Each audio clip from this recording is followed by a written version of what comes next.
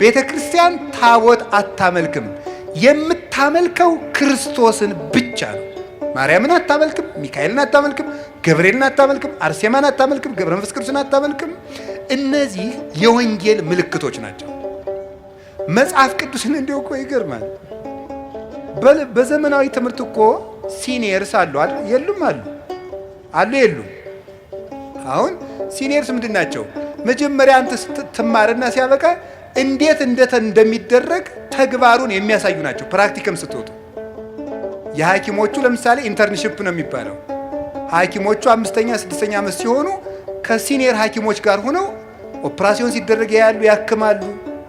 ምን ይላሉ? ምንድን ነው የሚያደርጉት እነዚያ ሰዎች ሲባል እንዲህ በታሪክ የተማሩትን ቲዮሪ ወይም ንድፈ ሐሳብ የሆነውን ትምህርት በተግባር የሚሰሩት ሰዎች ናቸው ሲኒየሮቹ። ቅዱሳን በቤተ ክርስቲያን የሚተረኩበት ምክንያት የጽድቅ ሲኒየሮች ናቸው። ፕራክቲካል ቴዎሎጂ የሚያሳዩን ናቸው። ተግባራዊ ክርስትና። ጠላትን መውደድ እንደማን ነው ብንባል እንደ ገሌ ተብሎ እንድናየው ማለት ነው። የጽድቅ ይውለቅ ዋኖቻችሁን ተመልከቱ ብሎናል ቅዱስ ጳውሎስ ዕብራውያን 13 ቁጥር 7 ላይ ዋኖቻችሁን አትርሷቸው፣ የእግዚአብሔርን ቃል ያስተማሯችሁን ዋኖቻችሁን ተዘከሩ መኳንንቲክሙ ዘነገሩክሙ ቃል እግዚአብሔር። እግዚአብሔር ቃል የነገሯችሁ ዋኖቻችሁን አስቡ፣ በጎ ስራቸውን እያያችሁ ምሰሏቸው ይላል።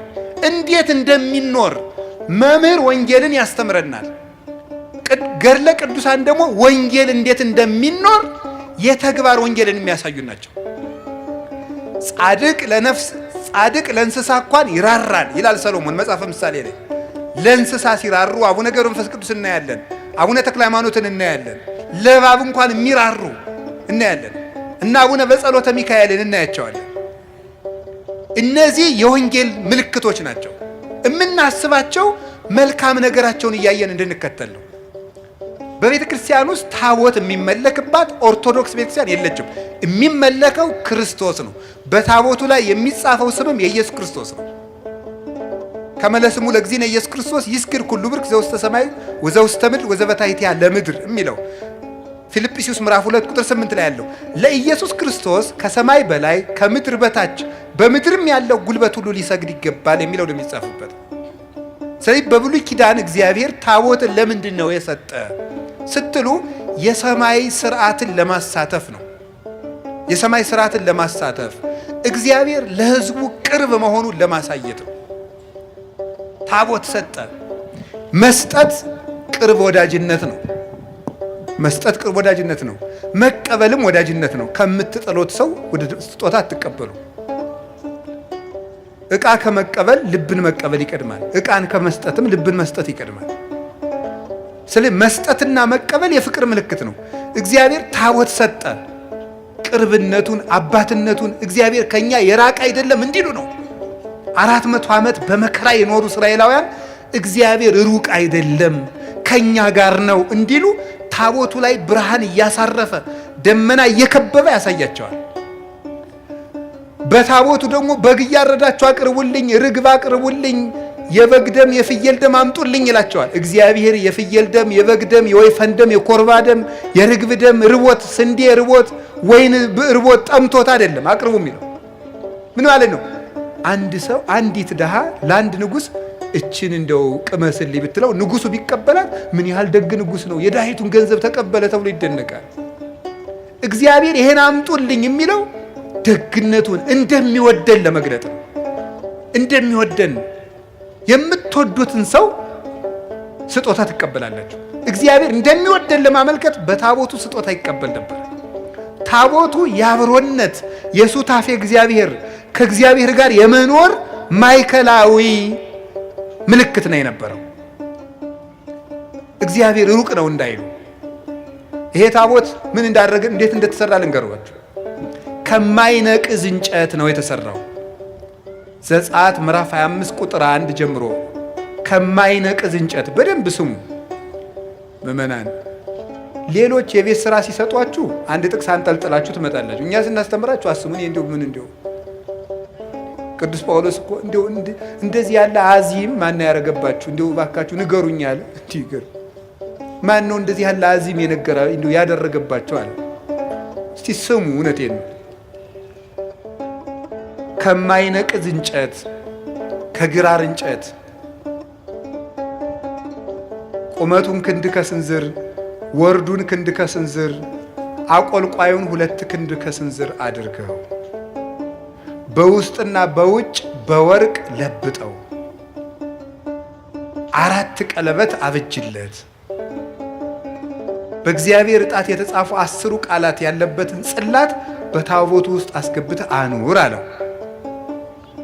2 ክንድ ከስንዝር ክንድ ከስንዝር ክንድ ከስንዝር ምንድነው ይሄ? ታቦት ይሄን አደረገና ሰራ፣ በወርቅ ለበጠው፣ 4 ቀለበት አደረገለት። 4 ማዕዘን ቢሆን እንደዚህ 4 ማዕዘን ቢሆን እዚህ ላይ 1 ቀለበት አለው፣ እዚህ ላይ 1 ቀለበት አለው፣ እዚህ ላይ 1 ቀለበት አለው፣ እዚህ 1 ቀለበት አለው። አንዱ መሎጊያ በዚህ ይገባል። 2 መሎጊያ ነው ያለው። በሁለቱ ቀለበቶች እንደዚህ ይገባል። አንዱ መሎጊያ በሁለቱ ቀለበቶች ይገባል። እንደዚህ አድርገው 4 ሰዎች ከፊት ይሸከሙታል። ከዚያ በኋላ ምን አደረገ መሰላችሁ? በስሬት መክደኛው ላይ ታቦቱን እዚያ ውስጥ ጽላት የሚባለው 10 ቃላት የተጻፉበት ነው። ታቦት የሚባለው ጽላቱ የሚገባበት ነው። እዚያ ውስጥ 10 ቃላት ተጽፈዋል። ታቦቱ ከገባ ጽላቱ ታቦቱ ውስጥ ከገባ በኋላ የስሬት መክደኛ የሚባል አለው። የስሬት መክደኛ ይባላል። መግጠሚያው ማለት ነው። እግዚአብሔር በስሬት መክደኛው በኩል ተገልጬ አነጋግርሃለሁ አለ። በቃል ኪዳኑ ታቦት በስሬት መክደኛው ላይ ካንተ ጋር ሆናለሁ ተገልጬም አነጋግርሃለሁ።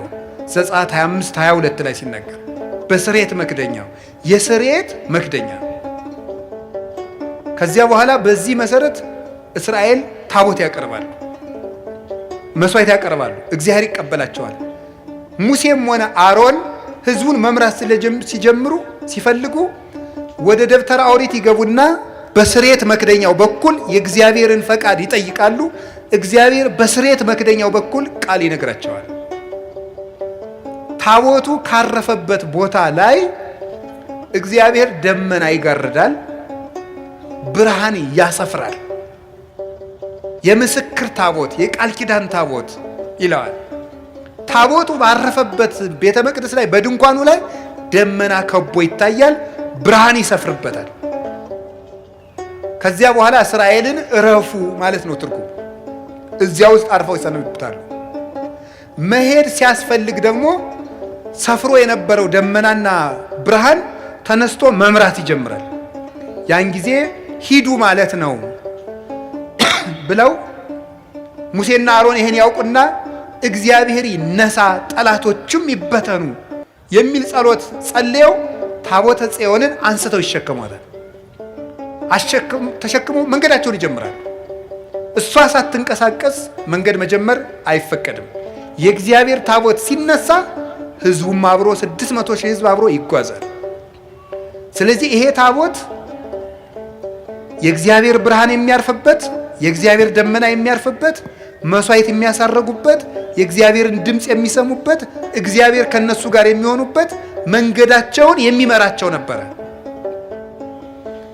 መጽሐፈ ኢያሱ ምዕራፍ 3 ቁጥር 3 ላይ ሲናገር የእግዚአብሔር የቃል ኪዳን ታቦት ተነስቶ በሄደ ጊዜ ከየቤታችሁ ወጥታችሁ ተከተሉት ብሏቸዋል። መንገድ የሚጀምሩት ታቦቱ ጉዞ ሲጀምር ነው።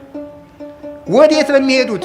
ወደ ርስት፣ ወደ አባቶቻቸው ርስት ሲሄዱ መሪያቸው ታቦት ነው። የሚመራቸው በታቦቱ ላይ እግዚአብሔር ነው። ሙሴም ካረፈ በኋላ መጽሐፈ ኢያሱ ምዕራፍ 1 ላይ እንደምንናገረው ዮርዳኖስን ሲሻገሩ መጀመሪያ በዮርዳኖሱ ወንዝ ላይ የገቡት ታቦት የተሸከሙ ካህናት ናቸው። ታቦት የተሸከሙ ካህናት በዮርዳኖስ ሲገቡ እስራኤል በደረቅ ተሻገሩ። ይሄ ታቦት አሻጋሪ ነበር ማለት ነው። ነጥቦችን ትይዟልኛላችሁ። ከእግዚአብሔር ጋር የሚነጋገሩበት ነበር። የኃጢአት ይቅርታ የሚያገኙበት ነበር። የእግዚአብሔር ብርሃን የሚሰፍርበት ነበር። የእግዚአብሔር ደመና የሚከበው ነበረ። የመንገዳቸው መሪ ነው። ወንዝ አሻጋሪያቸው ነበረ። ቀጥለው ኢያሪኮ ሲደርሱ ኢያሪኮ በግንብ የታጠረች ናት። የኢያሪኮን ግንብ ለማፍረስ እልል እያሉ የዞሩት ታቦቱን ተሸክመው። ታቦት ተሸክመው ሲዘሩ የኢያሪኮ ግንብ ፈረሰላቸው። ስለዚህ ርስት እንዳይወርሱ አጥር የሆነባቸውን ግንብ ያፈረሱት ታቦት ተሸክመው ዙረው ለእግዚአብሔር እልልታ አቅርበው እንዲህ ብለው ምድረ ርስት ገቡ። ምድረ ርስት ገቡ ከእግዚአብሔር ጋር ሲታረቁበት፣ ቃለ እግዚአብሔር ሲሰሙበት፣ ይቅርታ ሲያገኙበት፣ ጠላት ሲያሸንፉበት ኖሩ። እንዲህ እያለ ከዛሬው ታሪክ ይደርሳል። እንደተማራችሁት በየደብሩ በዛሬው ጊዜ የኤሊ ልጆች በደሉ፣ ተምራችሁታል በየደብሩ። የዛሬው ሐሳቤን ሌላ ስለሆነ የእነሱ ታሪክ ላይ አላተኩርም። እግዚአብሔርን ሲበድሉ እግዚአብሔር ታቦተ ጽዮን እንድትማረክ አደረገ። ጦርነት መጣ። አፍኒንና ፊናስም አስመሳይ ሆነው ሳለ እውነተኛ ካህናት መስለው ታቦቱን ተሸክመው ሄዱ። ታቦቱን በድለው ታቦቱን ተሸክመውት ሄዱ። እግዚአብሔር ካህናቱን አስገድሎ ታቦተ ጽዮን ተማርካ ሄደች። ታቦት የእግዚአብሔር ከሆነ ለምንድን ነው የሚሰረቀው ይላል። ራሱን ያልጠበቀ ታቦት እንዴት አንተን ይጠብቃል ይላል። ለምን ይመስላችኋል? አልመቸው ሲል ነው የሚሰረቀው። እቤት ሌባ ሲበዛ እንዴ ይገርማችኋል። ምን አንድ የበረሃ አባት የተናገረው ልንገራችሁ። እብድ ከደጅ ሆኖ ድንጋይ ሲወረውር በጊዜ ካላስቆምከው እና የመጀመሪያውን ድንጋይ አውጥተህ ካልጣልክ ቀኑ ሙሉ ሲወረውር ከዋለ ድንጋዩ ከቤት ሞልቶ አንተ ወጥተህ ትሄዳለህ። እንግራችሁ ሲከመር ማረፊያ ታጠና ወጥተህ ትሄዳለህ። እና እብድ የወረወረው ብዙ አለ ነው። ድንጋይ ሲበዛ ሰው ቤቱ ይወጣል። ወጥታ ሄደች። አፍኒንና ፊናስ 3 በደል በድለዋል። ምን የቄስ በደል ምን ያደርግላቸዋል? በደሉ ነው። ተማረከች። ተማርካ ሄደችና ምን አደረገች? የእግዚአብሔር ታቦት የሚማረከው አንድ ከቤት በደል ሲበዛ፣ 2 ተአምራትን ሄዶ ለመግለጥ ነው። ተማርካ የት ሄደች? ፍልስጤም ሄደች። ፍልስጤም ወስደው ምን አደረጉት? ከጣዖት ቤት አስቀመጡት። ሲያስቀምጡት ምን አደረገው? በበነጋው ዳጎን ሲታይ ዳጎን ማለት ዓይን እያለው ጥሩ ዓይን የተቀረጸለት፣ ጥሩ ጆሮ ያለው፣ ጥሩ ከንፈር ያለው፣ ጥሩ እጅ ያለው፣ ጥሩ እግር ያለው፣ ወርቅ የለበሰ ግን ድንጋይ ነው። እንደዚህ ወርቅ የለበሰ እለሰ ይሰማዩ መምህራነ ዘየአምሩ መጻሕፍተ ኢፉድፉዳን እሙንቱ እምዳጎኖሙ ለሰብአ ዛጦነ። በቃ አልተረጉምም ለእናንተ ከነደዳችሁ ግዕዝ ተማሩ። ዳጎን ማለት ያ ነው። አሁን ለሊቃውንቱ የነገርኳቸው ማለት ነው። ስለዚህ ከዳጎን አጠገብ ሲያስቀምጡት በበነጋው ሲመጡ ዳጎን ከታቦተ ጽዮን ሰግዶ ተገኘ። ተንበርክኮ ኧረ እኔ አይገባኝም ብሎ ሰግዶ ተገኘ። በታቦቱ ላይ ያለው እግዚአብሔር ኃይል ነው። ታቦት እንጨት ነው፣ ታቦት ድንጋይ ነው ይላል እንጂ አዎ እንጨት ነው፣ ግን የሚሰብር እንጨት ነው። ሰብሮ ይጥላል። ይኸው ዳጎንን ሰበረው። እንጨት እኮ ነው፣ የግራር እንጨት ነው ታቦት። ወቁት እንዲያው ማለት የግራር እንጨት ነው። ከግራር እንጨት ታቦት ስራ አለው። ግን ኃይል ያለው እንጨት፣ ግን ብርሃን የሰፈረበት እንጨት፣ ግን ደመና የከበበው እንጨት፣ ግን እግዚአብሔር የባረከው እንጨት፣ ግን ወንዝ የሚፈራው እንጨት፣ ተራራ የሚንቀጠቀጥለት እንጨት ወሰዱና እንዴት እንዲህ ምን ሆኖ ነው አያ ዳጎን ብለው በበነጋው ደግሞ ከፍ አድርገው እሱን አንስተው እንዲህ ይገርማል። ራሱ የሚወድቅ ደግሞ ታቦተ ጽዮንን ታች አድርገው ተገኘ። ጭራሽ በበነጋው የዳጎን እግሩ ለብቻ፣ እጁ ለብቻ፣ ጭንቅላቱ ለብቻ ሆኖ ተቆራርጦ ተገኘ። አንደኛ ሳሙኤል ምዕራፍ 4ን በደንብ አንብቡት። ፍልስጤም ውስጥ እንደደረገ እዚያ በኋላ የሀገሩን ሰው በሙሉ እበጥ መታቸው። እባጭ ማለት ምን እንደሆነ ታውቃላችሁ? እባጭ ማለት የሰው ልጅ የመረቢያ አካሉ ግንድ ሆኖ አበጠ ማለት። መራመድ መንቀሳቀስ አቃተ። አይጣ ላይ ድረስ ነው። አረ ትሂድልን ይችታ ቦታ ነው። አዎ ከጋዛ ወደ አዛጦን፣ ከአዛጦን ደግሞ ወደ ጌት፣ ከጌት ደግሞ ወደ አስቀሎና ላኳት። እንደዚህ ያርግ የሀገሩን ሰው ሁሉ እየፈጀች ጠንቋዮች ቢጠየቁ የለም ይችን የእግዚአብሔር ታቦት ካልመለሳችሁ ሰላም አይመጣም አሉት። እሺ ብለው ምን አደረጉ? የወርቅ አይጥ አምጥታባቸው ነው። እንግዲህ የእግዚአብሔርን ንብረት መውሰድ የቤት አይጥ ያመጣል። አይጥ አመጣችባቸው። የወርቅ አይጥ ሰሩና እጅ መንሻ ለእግዚአብሔር ሰጥ አድርገው በሁለት ጊደሮች ጀርባ ላይ ጭነው ታቦተ ጽዮንን ሰደዷል። ላሞቹ ወደ ቤታቸው ዘወር ሳይሉ ወደ ግራም ወደ ቀኝም ሳይሉ ታቦተ ጽዮንን ተሸክመው ሄዱ።